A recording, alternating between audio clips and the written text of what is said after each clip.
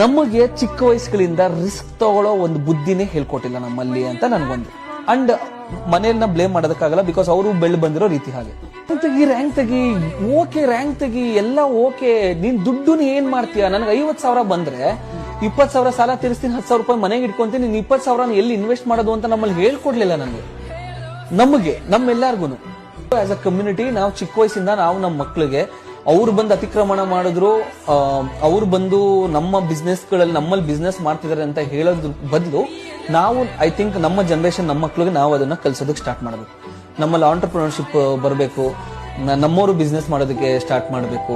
ಈ ಜನರೇಷನ್ ನ parents money making machine ಗಳಾಗಿದ್ದಾರೆ, ಮಕ್ಕಳನ್ನು ಸಹ ಮಾರ್ಕ್ಸ್ ಮೇಕಿಂಗ್ ಮಷಿನ್ ಗಳಾಗಿ ಮಾಡ್ತಾ ಇದ್ದಾರೆ. ಒಳ್ಳೆ ರ್ಯಾಂಕ್ ತೆಗೆಯೋದು, ಸೇಫ್ ಜಾಬ್ ನೋಡ್ಕೊಳ್ಳೋದು, 9 to 5 ವರ್ಕ್ ಮಾಡೋದು, ಅವ್ರು ದೊಡ್ಡವರಾದ್ಮೇಲೆ ಪೇರೆಂಟ್ಸ್ ನ ಬ್ಲೇಮ್ ಮಾಡೋದು, ಅಪ್ಪ ಅಮ್ಮ ಆಸ್ತಿ ಮಾಡಿಲ್ಲ ದುಡ್ಡು ಮಾಡಿಲ್ಲ ಅಂತ.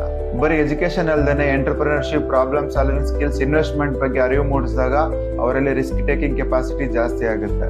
ಯೋಚನೆ ಮಾಡಿ.